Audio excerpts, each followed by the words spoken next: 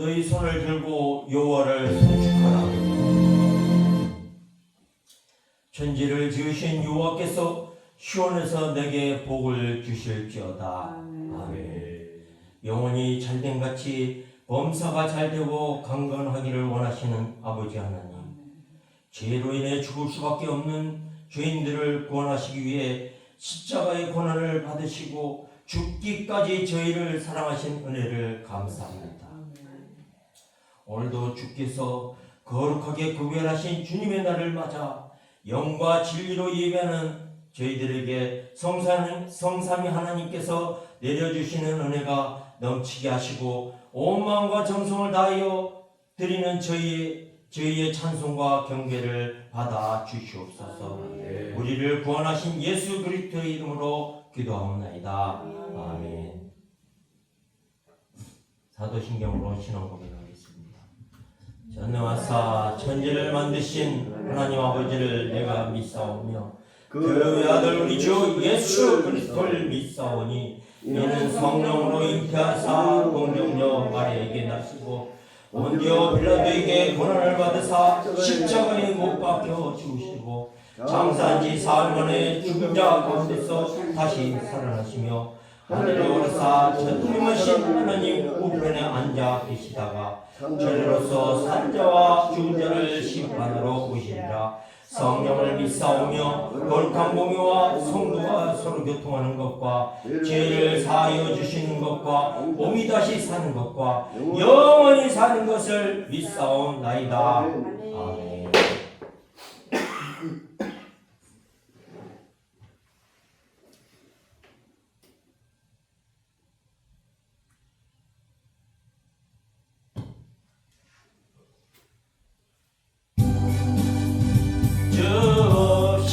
살 수 없는 죄인의 구주여 그 귀한 보배 피로 날 구속하소서.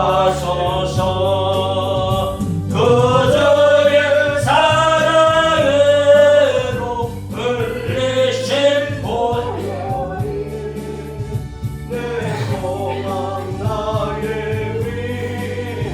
내 영광 됩니다.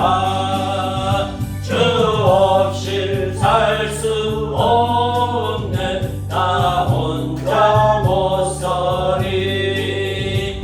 힘없고 부족하며 지혜도 없도다. 내저녁 나의 생명 돌아오리라. 주님을 의지하여 지혜를 얻으리. 주 없이 살 수 없는 내 주는 아신다. 내 영의 깊은 간구 마음의 소원을 주께 나의 마음을 알아주리요. 내 마음을 위로하사 영원케 하시네. 주 없이 살 수 없는 세월이 흐르고 이 깊은 고독 속에 내 생명 끝나도 사나운 나의 때 날 지켜주시니 내 곁에 계신 주님 늘 힘이 됩니다. 아멘. 다 같이 주보에 있는 성교인 공동 기도를 드리겠습니다. 다 같이 기도하겠습니다. 전능하신 하나님 아버지, 우리가 천국 가기 전에 복음으로 사랑으로 전쟁하지 않고 우리나라가 통일이 되어 하나님 중심, 말씀 중심의 나라가 되게 하옵소서. 사랑의 하나님 아버지, 우리가 천국 가기 전에 세계 선교와 복음 전도를 제일 많이 제일 잘하여 천대까지 복을 받아 복을 나눠주는 우리나라, 우리 교회, 우리 가정, 우리 자녀들, 손자, 손녀들이 되게 하옵소서. 오늘 오신 하나님 아버지, 우리나라 대통령, 총리, 국회의원, 장관, 공무원, 군인, 경찰, 선생님, 학생, 기업인, 직장인, 언론인, 법조인, 어르신, 아이들 각자의 맡은 일을 잘 감당하게 하옵소서. 좋으신 하나님 아버지, 우리 교회, 한국교회 목사님, 선교사님, 장로님, 권사님, 집사님, 성도님들이 빛이 되고 소금이 되어 하나님께 큰 영광 돌리게 하옵소서. 복 주시기를 원하시는 하나님 아버지, 내가 사랑하는 아들, 딸, 며느리, 사이, 손자, 손녀, 일가, 친척, 친구들 만나는 모든 사람들에게 하나님 원하시는 복 주시고 지켜주시고 은혜 베풀어 주시고 평강을 주셔서 모든 일에 항상 모든 것이 넉넉하여 모든 착한 일들을 넘치도록 하게 하옵소서. 약속을 지키시는 하나님 아버지, 하나님을 사랑하고 사람을 사랑하는 새 계명을 잘 지켜서 잘되고 장수하며 사는 날 동안 기뻐하며 선을 행하는 최고의 인생을 살게 하여 주옵소서. 영원하신 하나님을 아버지라 부르며 예수를 구주로 믿고 사는 자녀로서 항상 기뻐하며 쉬지 말고 기도하며 범사에 감사하는 하나님 아버지 뜻대로 살다가 마지막 순간에는 예배 드리는 중에, 찬송 드리는 중에, 기도 드리는 중에 주님의 품에 안겨 영원히 영광에 살게 하옵소서. 이 모든 말씀을 우리 주 예수 그리스도의 이름으로 기도하옵나이다. 아멘. 우리의 간구하는 기도를 들으시는 하나님, 날마다 한별로 걸어갈 때마다 하나님의 역사하심을 믿습니다.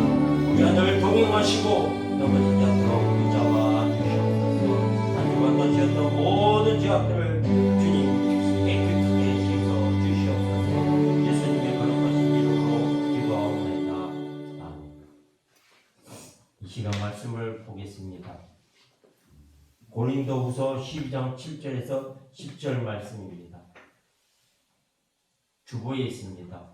짧으니까 한 절 한 절 교독하겠습니다. 제가 먼저 하겠습니다. 여러 계시를 받은 것이 지극히 크므로 너무 자만하지 않게 하시려고 내 육체의 가시 곧 사탄의 사자를 주셨으니 이는 나를 쳐서 너무 자만하지 않게 하려 하시니라. 이것이 내게서 떠나가게 하기 위하여 내가 3번 주께 간구하였더니 나에게 이르시기를 내 은혜가 내게 족하도다. 이는 내 능력이 약한 데서 온전하여 짐이라 하신지라.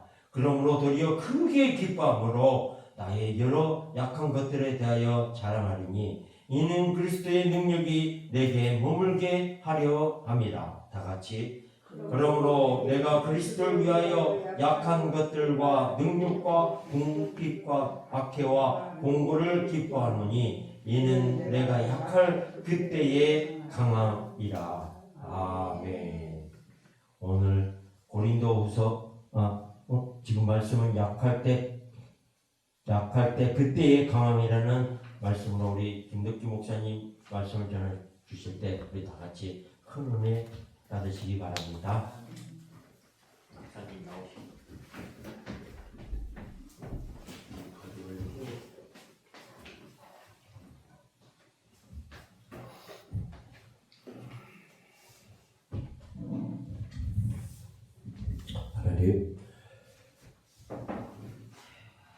하나님이 우리에게 진실로 가르치고 그 가르침을 받은 것을 삶에 적용하고 실천하여 열매 맺는 삶을 원한다는 것을 깨닫게 하시고 오늘의 말씀 내게 주시는 레마로 받아들이고 생활에 적용하여 하나님을 기쁘시게 하는 믿음의 사람으로 변화되게 하옵소서. 예수님의 이름으로 기도하옵나이다. 아멘. 여러분에게 두 부의 프린트를 나눠드렸는데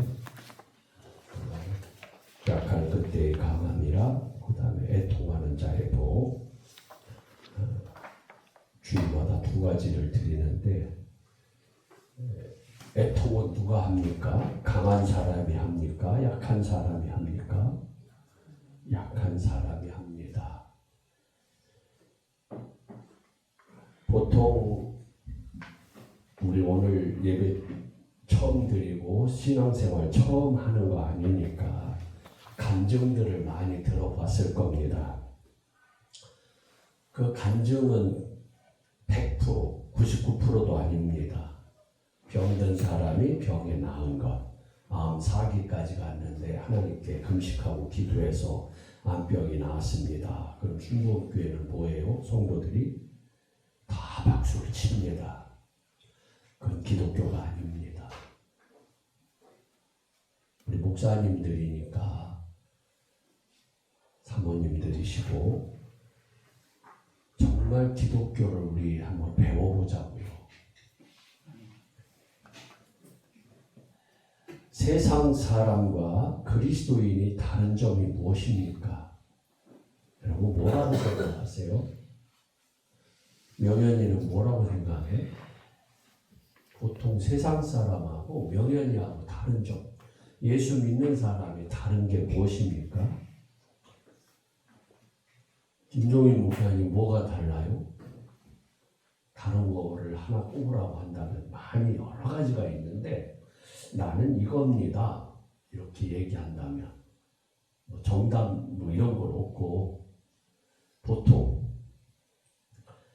세상 사람은 상식을 믿어요. 통설을 믿습니다. 상식과 통설의 1인자가 정진현 성우님이죠.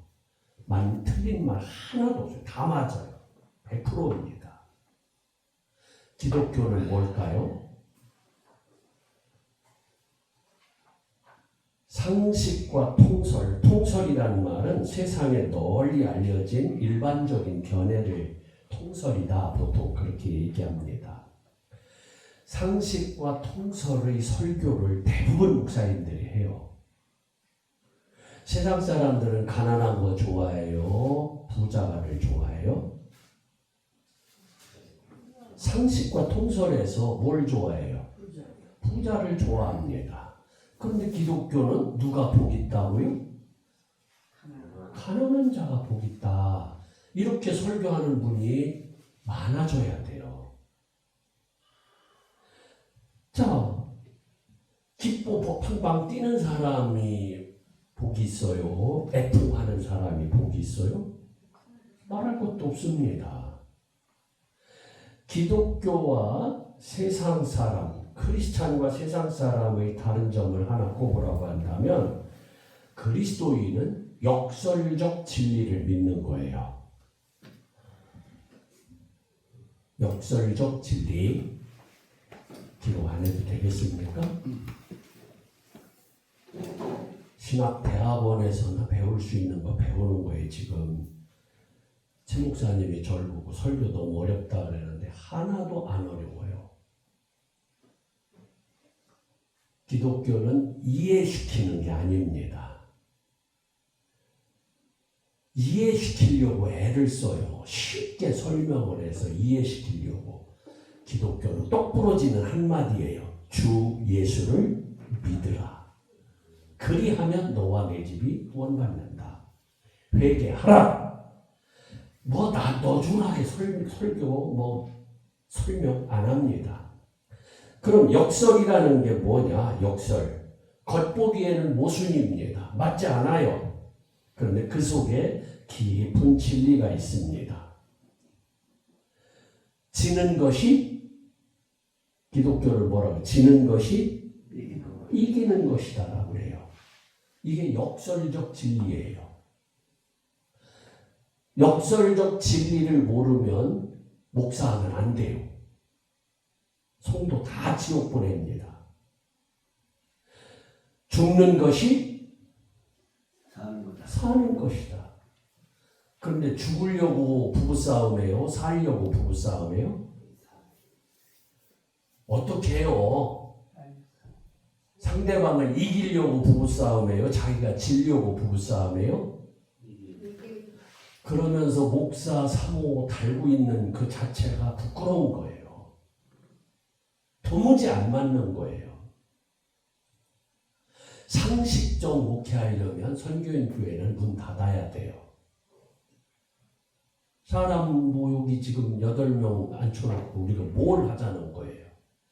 그러나 여기서 진짜 상식적인 그런 신앙인이 아니라 역설적 진리에 푹 빠져서 그 진리를 생명으로 알고 그것을 내가 먼저 믿고 내 생활에 적용하고 사람들에게 가르칠 수 있는 그 수준으로 가야 되죠.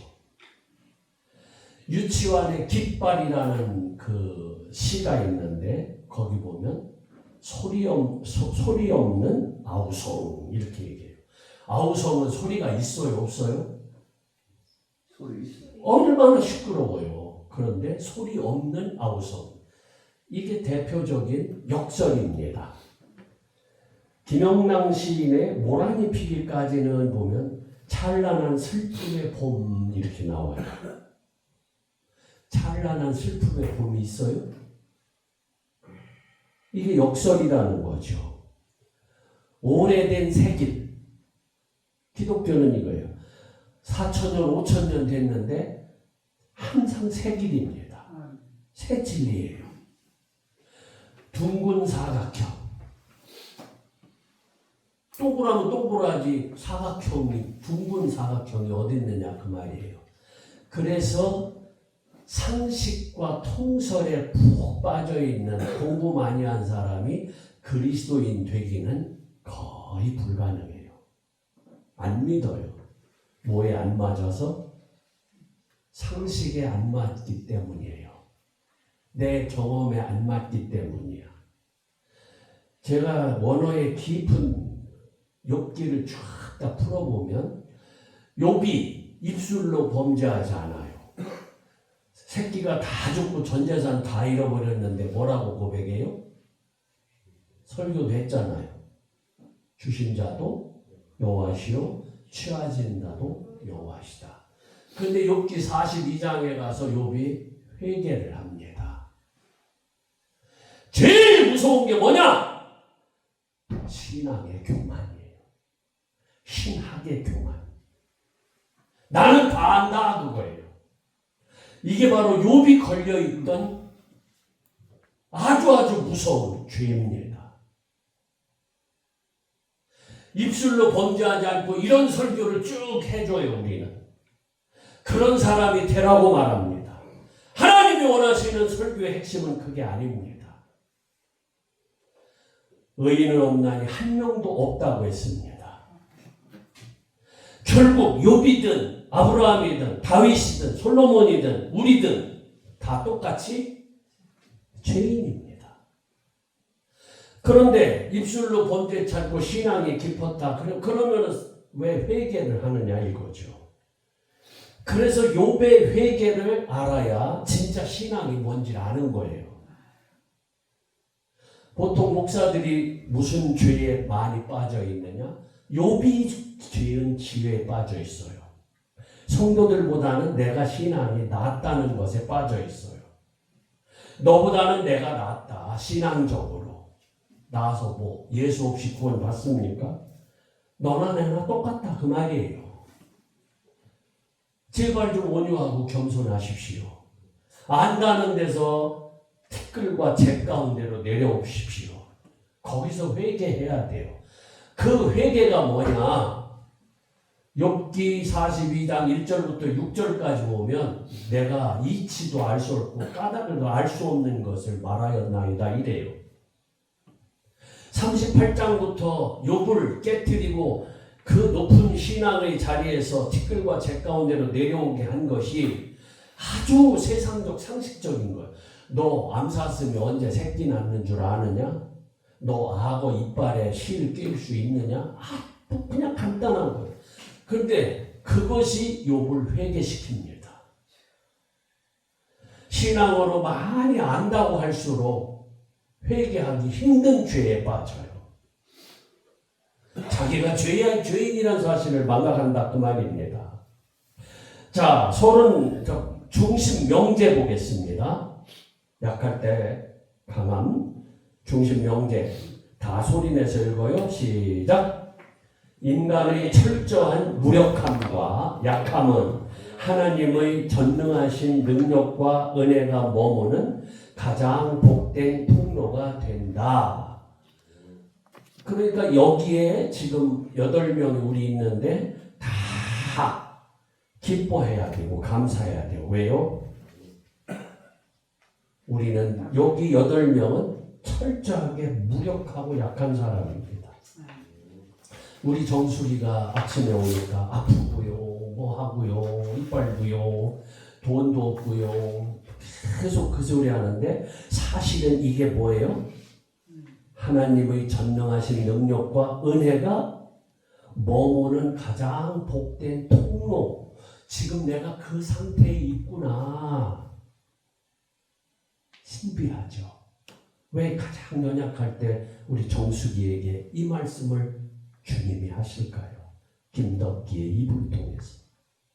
너 지금 가장 복된 상태에 있으니 두려워 말라. 놀라지 말라. 내가 너와 함께 함이니라. 내가 물 가운데 지날 때 물이 너를 침몰치 못하고 불 가운데 지날 때 불이 너를 사르지 못한다.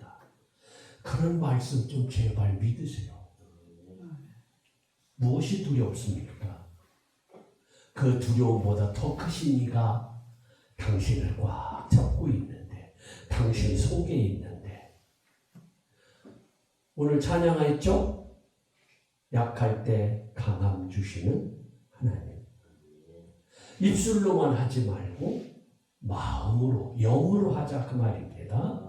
다시 한번 중심 명제 봐요.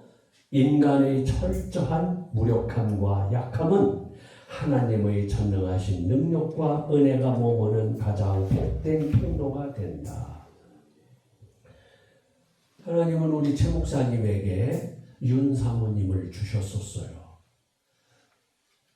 그 사람은 우리 최 목사님을 철저하게 무력하게 하고 약하게 하는 통로였습니다. 그때 최 목사님은 은혜가 충만했어요.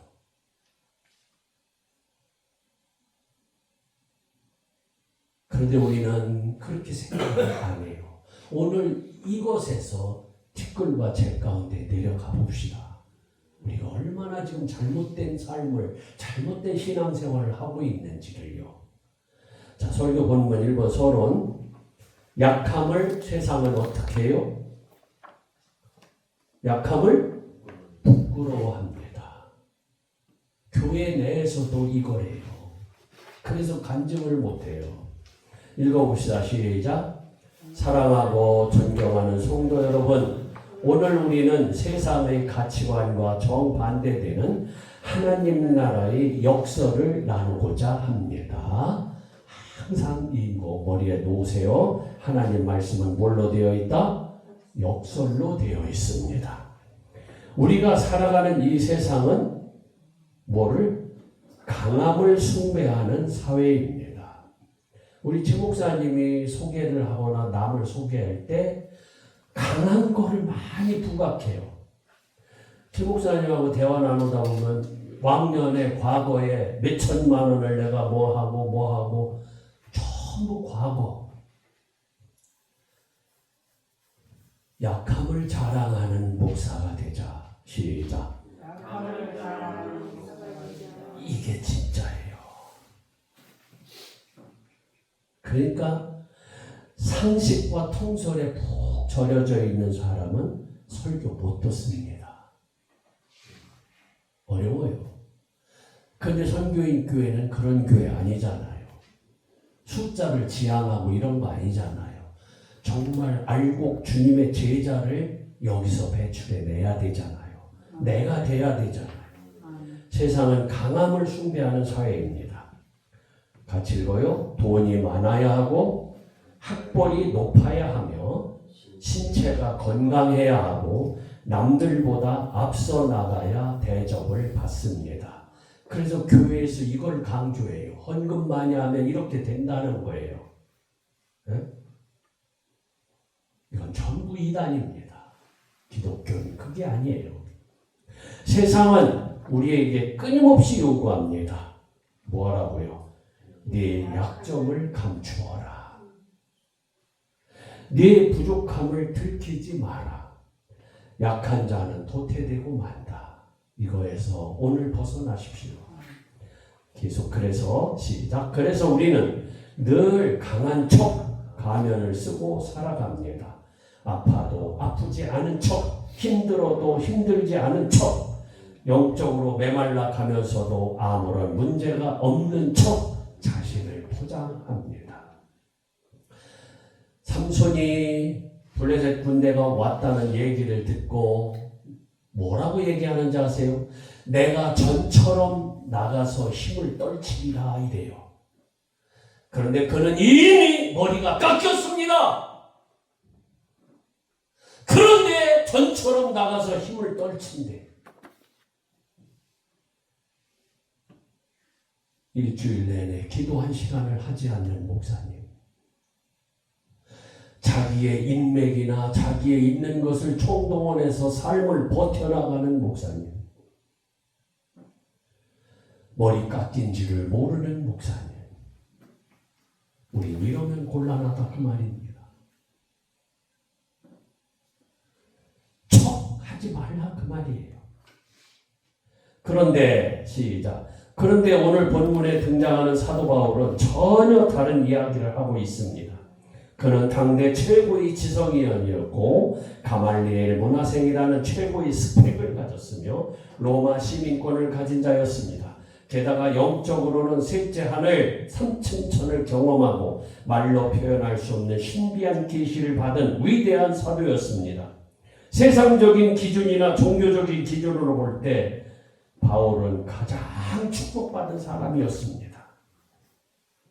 우리도 이렇게 되려고 애를 쓴다 그 말입니다.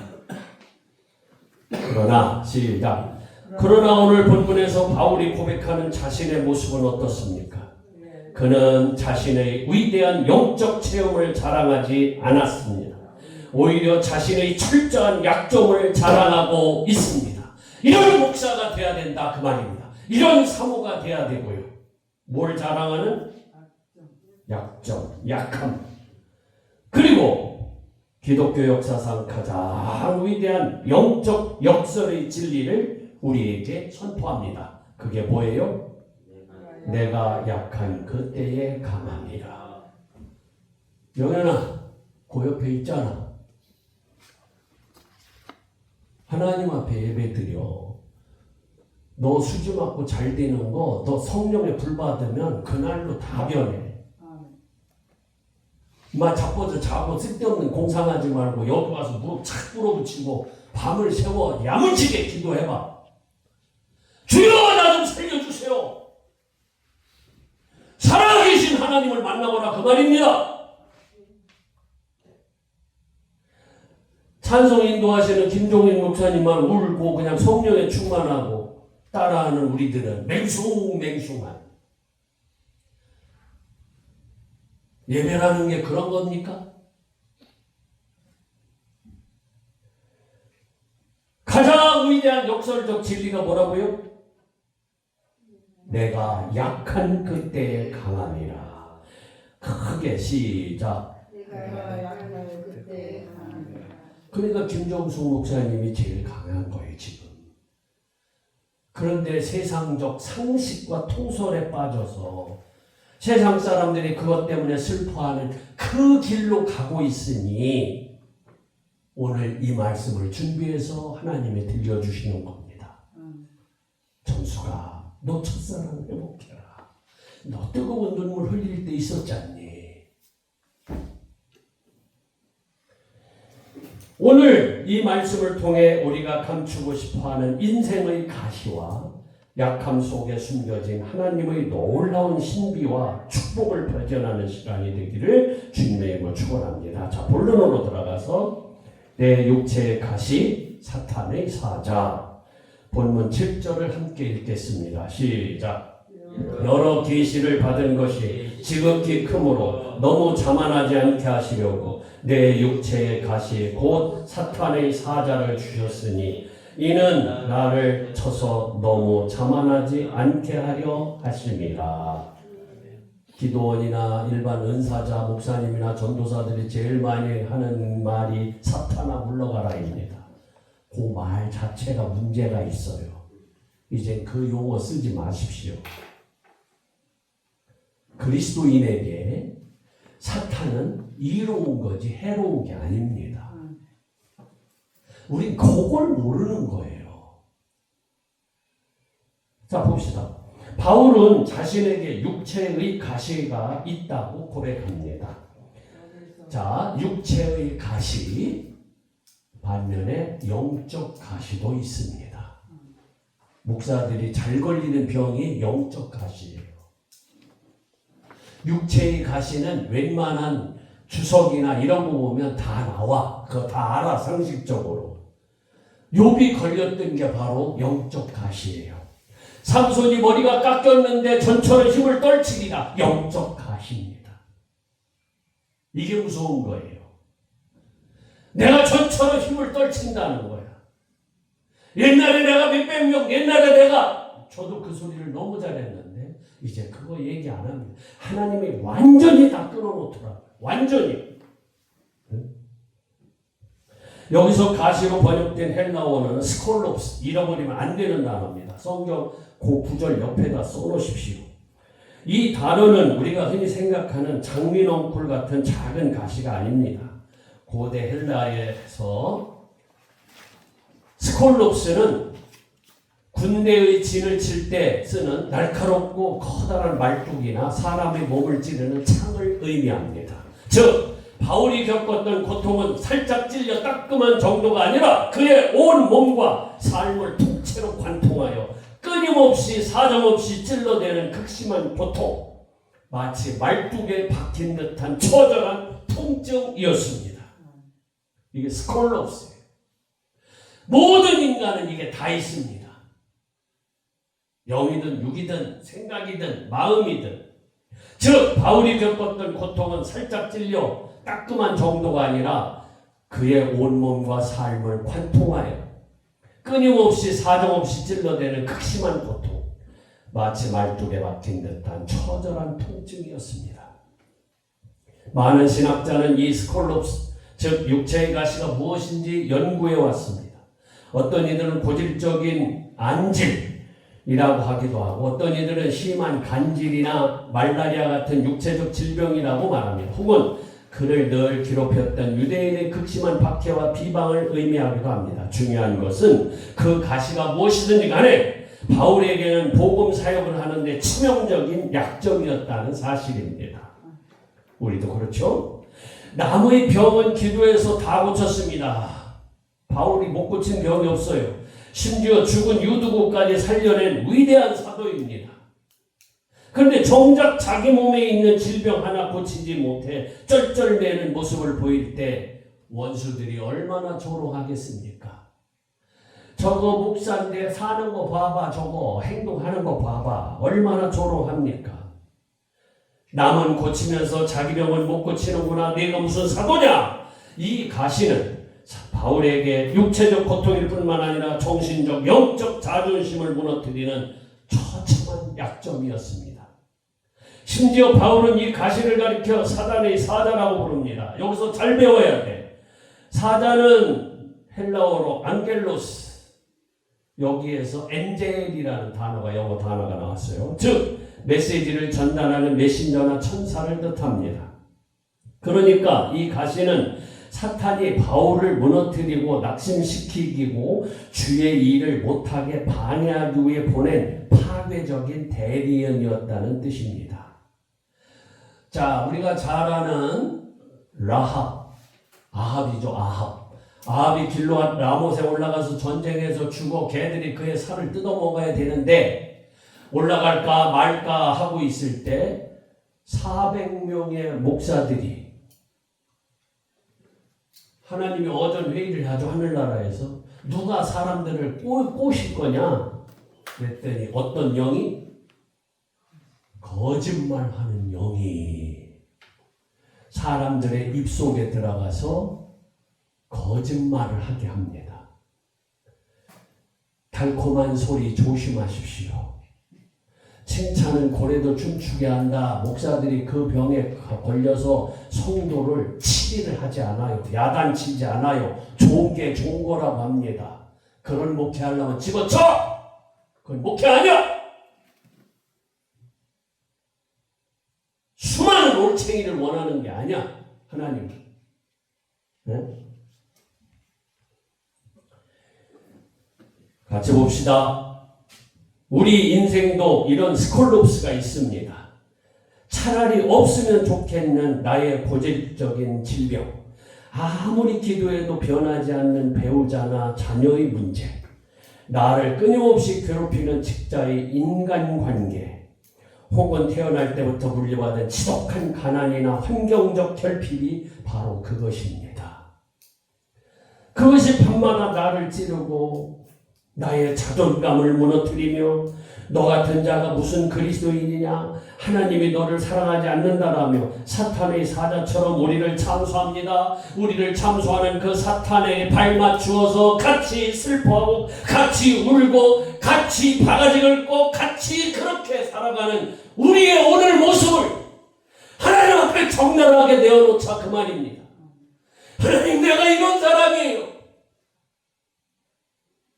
전처럼 힘을 떨친다고 큰 소리만 치고 있습니다.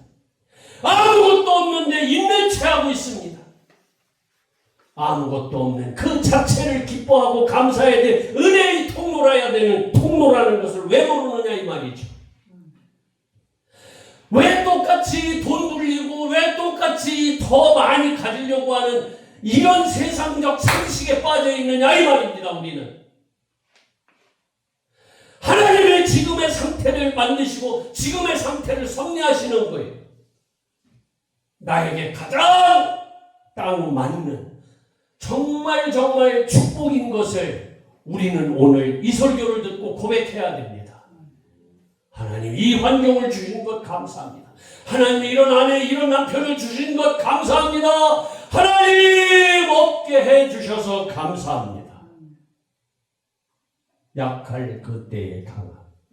40이 넘어도 장가를 못 간 거 감사합니다. 이걸 제대로 배워보자 그 말입니다.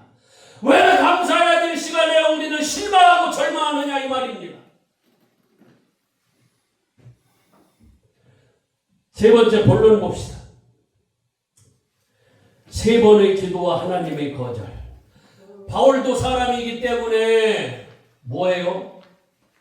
이 병이 고쳐지기를, 이 가시가 뽑혀지기를, 이 고통스러운 말뚝을 몸에 박은 채 살 수 없었던 바울을 어떻게 합니까? 우리가 똑같아요. 바울도. 시작. 이것이 내게서 떠나가게 하기 위하여 내가 3번 주께 간구하였더니. 같이 읽어요. 바울은 이 가시를 제거해달라고 주님께 간절히 기도했습니다. 이렇게 신앙생활을 지금 우리가 하고 있다면 오늘 요 말씀으로 응답을 받은 겁니다. 고쳐달라, 바꿔달라, 어떻게 해달라, 저렇게 해달라 하고 있다면 오늘 요 말씀에 귀를 기울이십시오. 여기서 3번 간구했다는 것은 단순히 하나님 1번, 2번, 3번 기도했습니다라는 횟수의 의미가 아닙니다. 이는 유대인들의 관용구로서 자신의 목숨과 생명을 걸고 철저하게 완전히 응답이 올 때까지 간절히 매달던 3번의 집중적인 기도 기간을 의미합니다. 보통 목사님들의 상담을 하거나 기도원에 가면은 그래죠. 나무를 뽑아라, 무릎 위에 머리를 집어넣고 기도해라. 당신 기도가 부족해서 응답이 안 되는 거다. 이런 말이 다 이단성 발언입니다. 아니에요. 바울이 기도가 부족합니까? 능력이 부족합니까? 뭐가 부족해요? 바울의 기도 시작. 바울의 기도는 정당해 보였습니다. 주님, 이 질병만 고쳐주시면 내가 더 건강하게 주의 일을 할 수 있습니다. 이 가시만 없애주시면 하나님의 영광이 더 크게 나타날 것입니다. 우리가 하는 기도, 전형적인 기도입니다. 그러나 하나님의 응답은 우리의 예상과 완전히 달랐습니다. 부전사망절을 보십시오. 크게 시작. 나에게 이르시기를 내 은혜가 네게 족하도다. 이는 내 능력이 약한 데서 온전하여짐이라 하신지라. 하나님의 능력은 어디서? 내가 약할 때입니다. 왜 그 약함을 벗어나려고 애쓰십니까? 당신이 벗어나려고 노력한다고 벗어날 줄 아십니까? 하나님의 허락이에요. 그것도. 막는 분도 하나님, 여는 분도 하나님, 닫는 분도 하나님, 여는 분도 하나님이셔요. 3년 6개월 동안 비가 안 오게 닫는 분도 하나님, 3년 6개월 동안 안 오던 비를 오게 하시는 분도 하나님. 그 다음 봅시다. 하나님은 바울의 기도를 거절하셨습니다. 3층전까지 다녀오고 죽은 자도 살리고 정말 능력의 최고봉인 바울의 기도를 거절했습니다. 고로 오늘 우리의 기도도 거절함이 마땅합니다. 가시를 빼주지 않으셨습니다. 3번 시작. 한 번.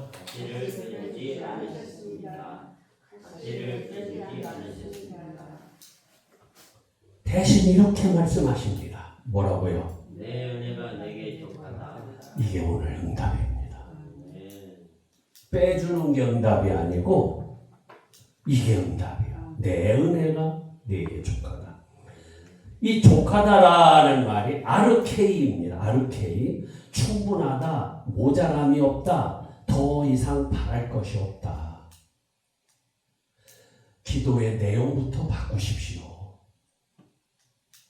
충분하십니다. 지금 여러분이 못 봐서 그래. 영의 눈이 닫혀서, 영의 귀가 막 닫혀서 못 듣고 못 보기 때문에 그러는 거예요. 지금 보게 해주시잖아. 지금 내 현재의 상태가 뭐하다고요?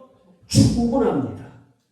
지금 현재 내가 살고 있는 이 모습 모든 것이 모자람이 없습니다.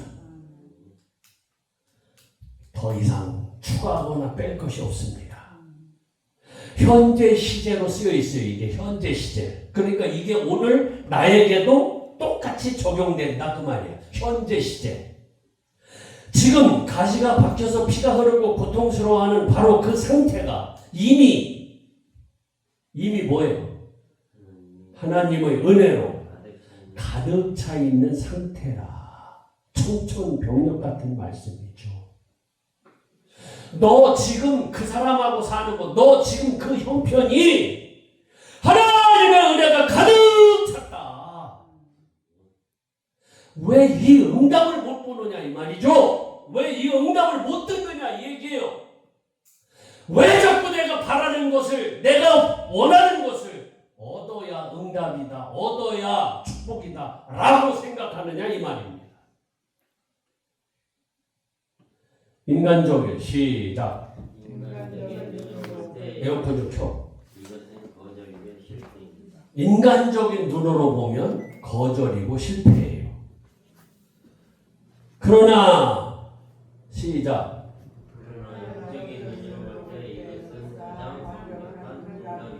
지금 우리에게 부족한 것이 뭐예요? 인간적인 눈으로 신앙생활한다. 시작. 우린 그렇게 하고 있어요. 거짓말하지 말자 그 말입니다. 어떻게 신앙생활을 해야 되는데? 영적인 눈으로 해야죠. 제발 기도하세요. 영의 눈을 열어주세요. 그렇습니다. 왜 그렇습니까? 하나님은 바울에게 가시를 제거해 주는 대신 가시를 이기고도 남을 더 큰 은혜를 부어주셨기 때문입니다. 할렐루야! 아주 중요한 예화예요. 시작. 홍수가 나면 강바닥의 더러운 돌들과 바위들이 다 드러납니다. 그 돌들을 일일이 다 파내는 방법도 있지만 강물이 가득 차오르면 돌들은 그대로 있어도 배는 아무런 걸림돌 없이 유유히 지나갈 수 있습니다. 하나님이 일하시는 방법이 이와 같습니다. 우리 인생의 가시와 문제라는 돌들을 다 제거해 주시는 것이 아니라 어떻게 해요? 하나님의 은혜의 강수를 우리 영혼에 가득 채우셔서 그 가시가 나를 찌르지 못하도록, 그 가시가 나를 넘어지지 못하도록, 그 가시를 뛰어넘어 살아가도록 역사해 주십니다. 제거해 달라고 기도하지 말고 은혜가 더 충만하게, 성령이 더 충만하게 기도하시라 그 말입니다. 다시 더 봅시다. 하나님은 왜 가시를 남겨두셨습니까? 굵은 글씨 시작. 이는 내 능력이 약한 데서 온전하여 짐이라. 여기서 온전하여 짐이라 해당하는 헬라어 텔레이타이로 목표에 도달하다, 완성되다, 온전히 성취되다입니다. 그러니까 바울이 천국에 꼴이 나고 예수로서 완성이 되고 온전히 성취되는 것은 언제라고요? 약할 때다 그 말입니다. 약할 때. 약한 것을 벗어나게 하는 방법을 가르쳐요. 교회 목사가. 약한 것을 문제라고 만들었어요. 문제 해결하는 부흥회 뭐 이래가지고 그게 뭡니까? 그게 기독교예요? 기독교인에게 문제가 어디 있어요? 응? 계속 봅시다. 하나님의 전능하신 능력은 인간이 스스로 강하다고 소리칠 때 나타나지 않습니다. 인간이 자신의 지혜와 힘을 신뢰할 때 하나님의 능력은 역사할 공간이 없습니다. 왜 우리에게서 이래요? 왜 내게서 능력이 없습니까? 왜 우리 선교인 교회는 이 모양 이 꼴입니까? 인간 자신의 지혜와 힘을 신뢰하기 때문이죠. 하나님이 일할 공간이 없는 거예요. 오직 인간이 자신의 철저한 한계와 무력함을 깨닫고 주님, 나는 아무것도 할 수 없습니다. 나는 약합니다. 라고 고백하며 엎드릴 때 비로소 하나님의 살아계신 능력이 우리 삶 가운데 온전히 완성되고 성취되는 줄 믿습니다. 거기 다시 한번 우리 읽어봅시다. 하나님의 전능하신 시작. 하나님의 전능하신 능력은 인간이 스스로 강하다고 소리칠 때 나타나지 않습니다. 인간이 자신의 지혜와 힘을 신뢰할 때 하나님의 능력은 역사할 공간이 없습니다. 오직 인간이 자신의 철저한 한계와 무력함을 깨닫고 주님, 나는 아무것도 할 수 없습니다. 나는 약합니다. 라고 고백하며 엎드릴 때 비로소 하나님의 살아계신 능력이 우리 삶 가운데 온전히 완성되고 성취되는 줄 믿습니다. 이게 바로 애통하는 자의 복입니다. 애통하는 자의 복. 본론 세 번째 봅시다. 그리스도의 능력이 머물게 하려 함이라. 계속 봐요. 하나님의 이 놀라운 음성을 들은 바울의 태도가 어떻게 변합니까? 우리 이거 다 배워야 되고 내 생활에 적용해야 돼요. 그러므로 시작.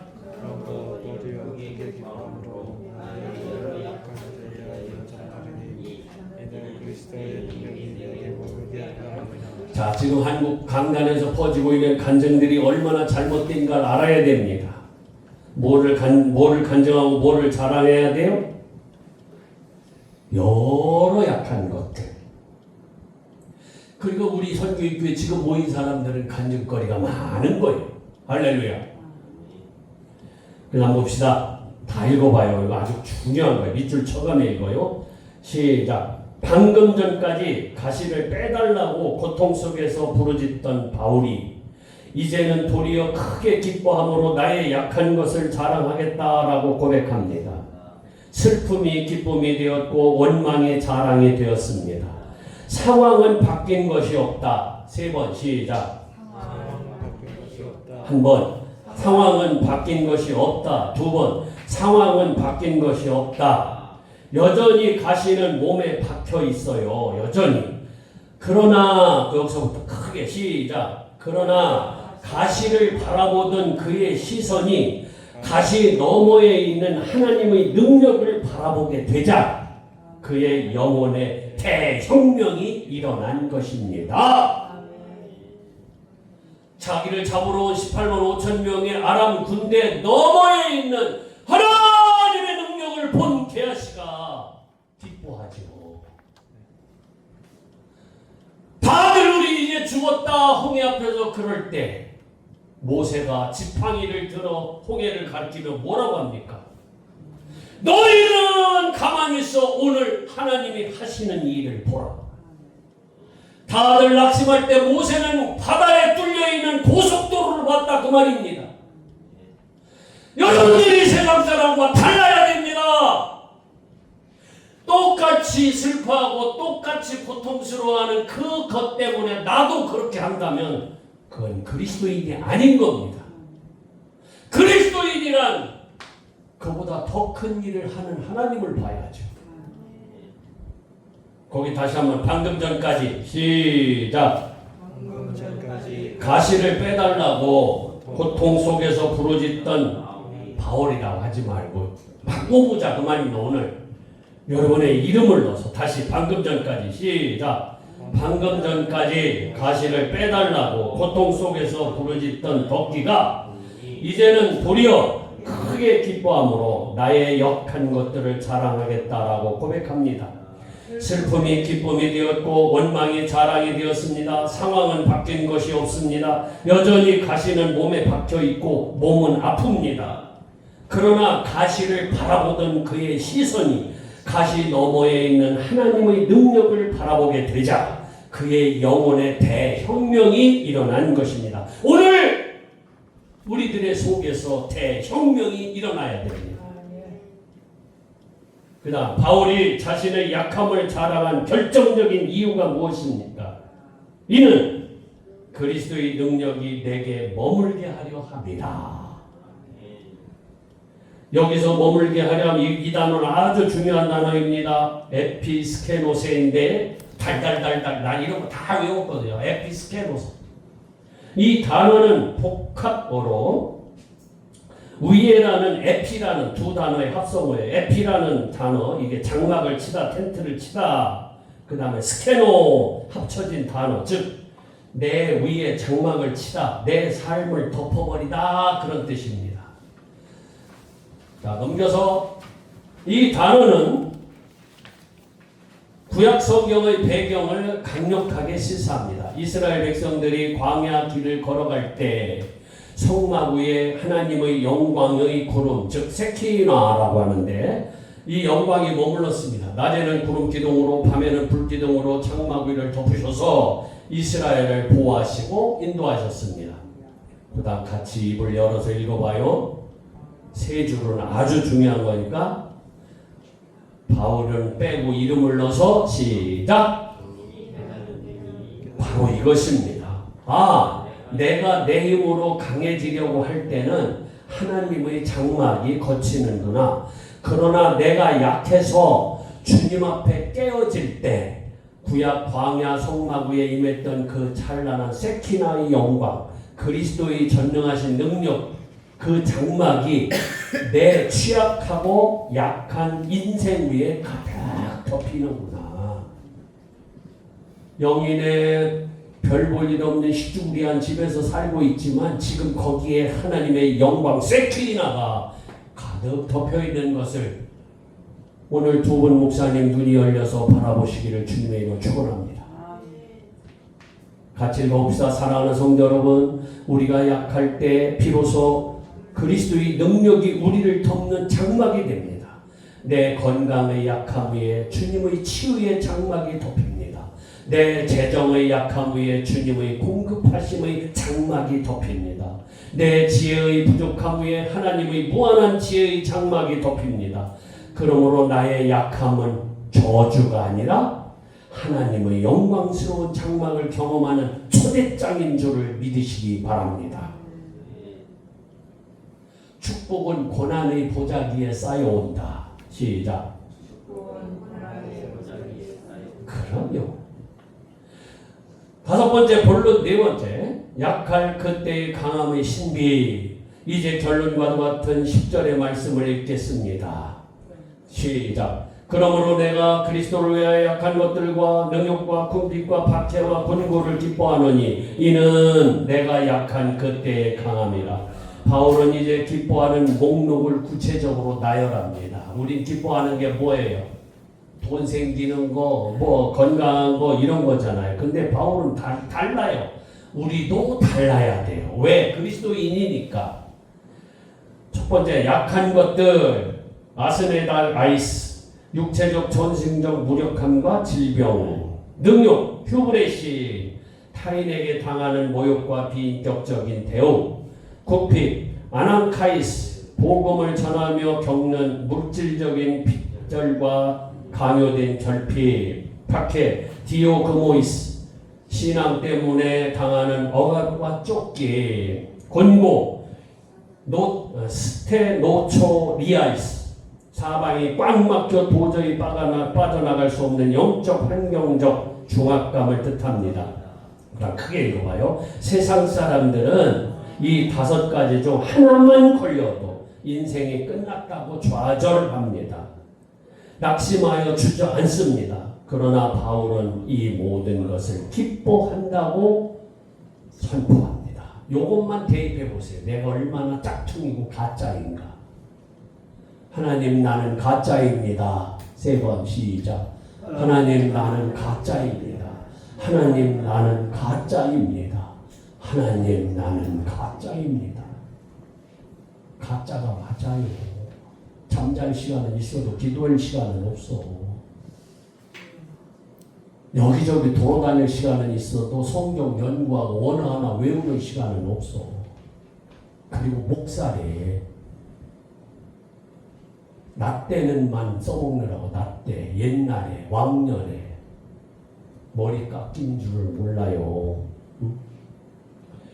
이 중에 하나만 걸려도 우리는 절망을 하죠. 응? 그런데 바울은 기뻐한다고 선포합니다. 왜냐하면 이 모든 절망의 순간들이 바로 하나님의 강함이 역사하는 타이밍이기 때문입니다. 굵은 글씨 시작. 이는 내가 약한 그때의 강함이라. 잘 배우면 좋은데 조금 안 나는 것 때문에 여기서 그때에 해당하는 헬라어는 토테입니다. 판토테 언제 써먹었죠? 판토테? 모르죠? 범사에 감사하라 할 때 그 범사가 판토테야. 내가 약해지는 바로 그 순간이 내가 내 힘을 빼는 바로 그 시점, 내가 하나님 손을 붙잡는 바로 그 타이밍, 하나님의 강함이 내 삶의 침투에 들어온다는 뜻입니다.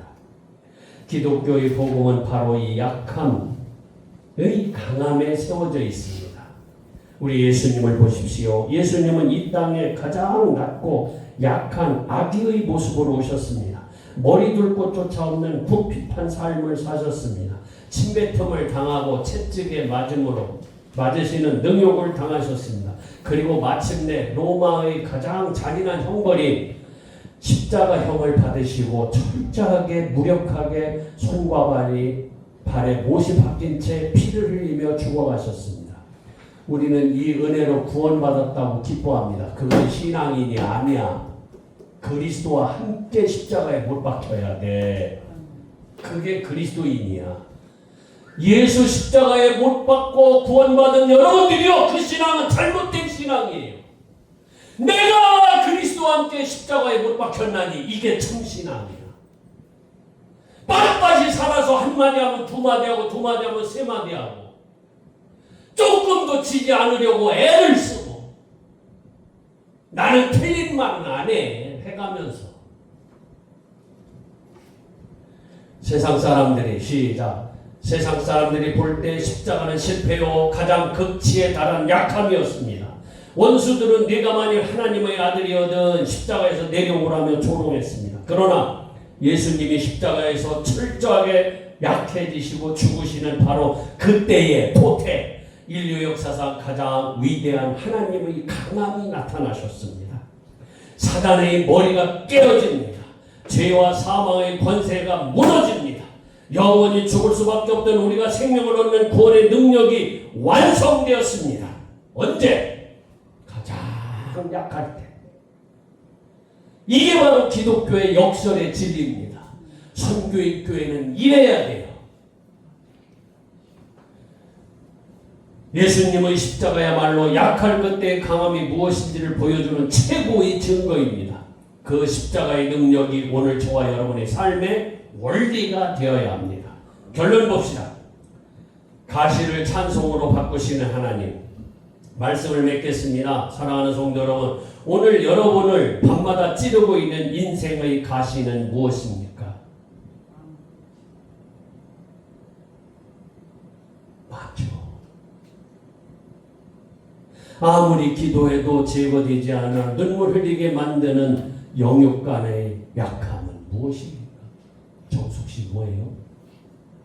오늘 해결 받으셨습니다. 이거 붙잡고 승리하십시오. 그 가시 때문에 낙심하거나 절망하지 마십시오. 하나님이 여러분을 사랑하시지 않아서 가시를 남겨두는 것이 아닙니다. 여러분이 자만하여 하나님을 떠나지 않도록 보호하시는 하나님의 안전장치입니다.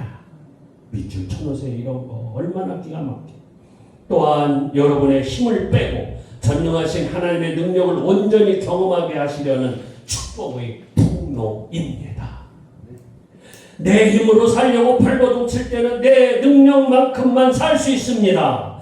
그러나 내 약함을 인정하고 주님 앞에 무릎 꿇을 때 우리는 하나님의 능력만큼 살 수 있게 됩니다. 내 한계가 끝나고 하나님의 무한함이 시작되는 자리가 바로 어디예요? 우리의 약함의 자리입니다. 이런 멋쟁이들이 되졌다 그 말입니다. 이런 멋쟁이. 주님이 찾으시는 사람이 이 사람이야. 강해지려고 노력하지 말라 그 말입니다. 지금 현재의 약함이 그 무한하신 하나님의 능력이 내게 머물 수 있게 하는 에피스케노스의 장막을 친다 그 말입니다. 그 약함 때문에. 그 다음 봅시다.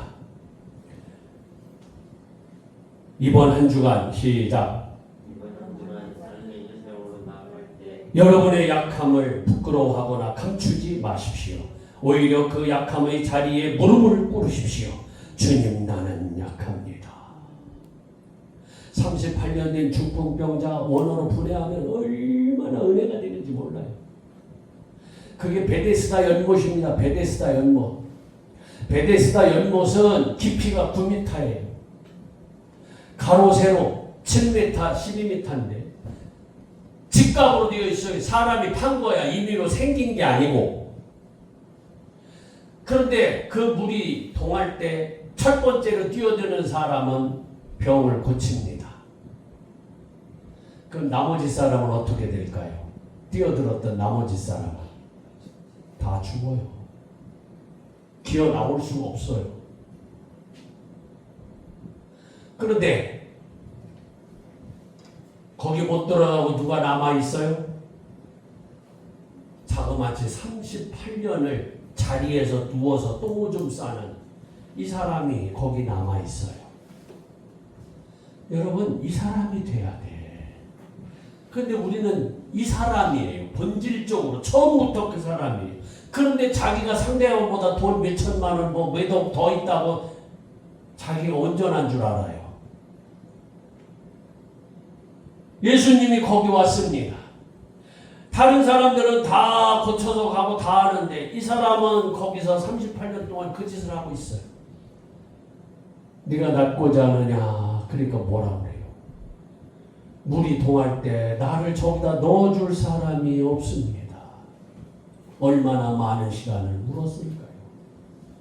다들 멀쩡하게 고쳐서 가면서 이 사람은 나 고침받았네 하고 자랑하며 갈 때 얼마나 통곡의 밤을 애통하는 자가 복이 있다는 게 여기 있는 거예요. 그런데 만군의 여호와 만왕의 왕 예수께서 와서 묻습니다. 네가 낫고자 하느냐? 저기에 넣어줄 사람이 없습니다.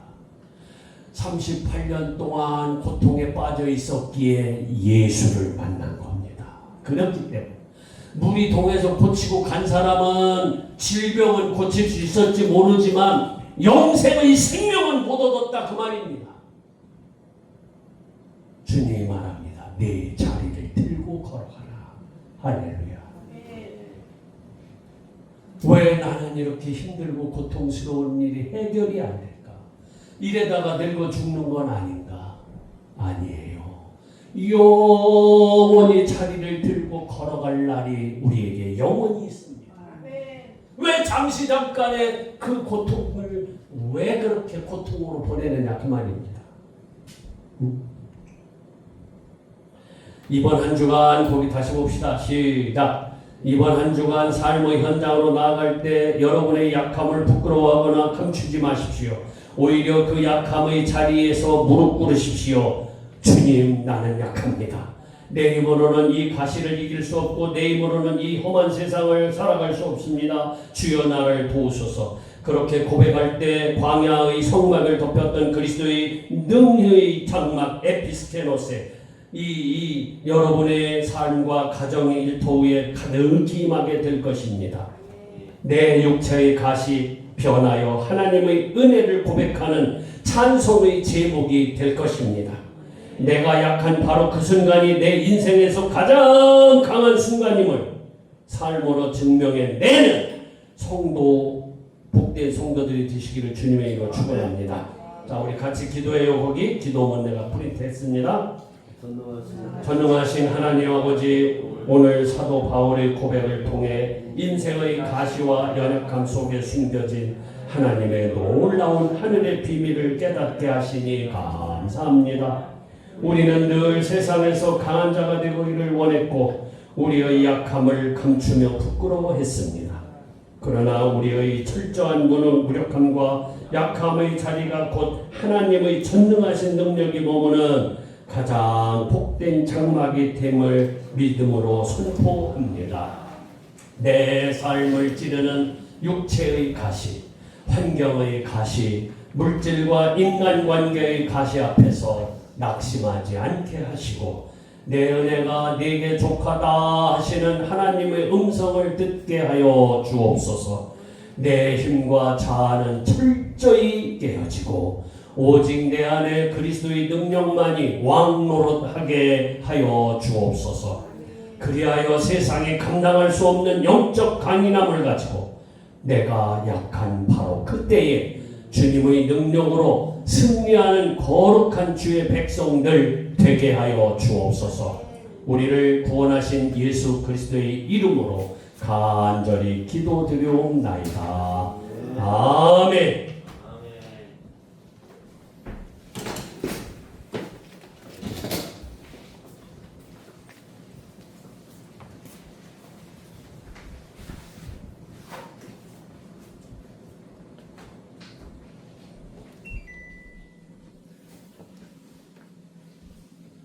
(341장) 찬송하겠습니다.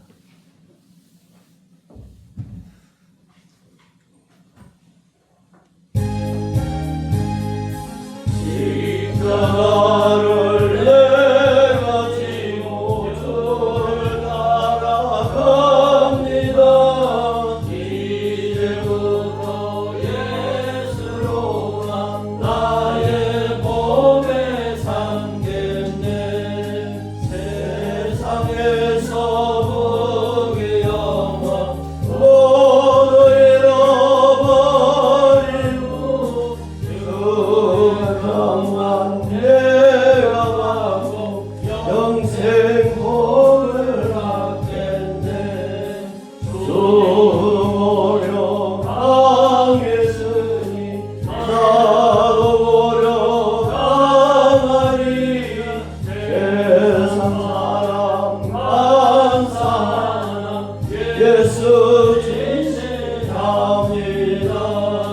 예수 나를 사랑하사 옛날을 버리며 원수들이 미워해도 염려할 것 없겠네. 내가 빛바람을 주의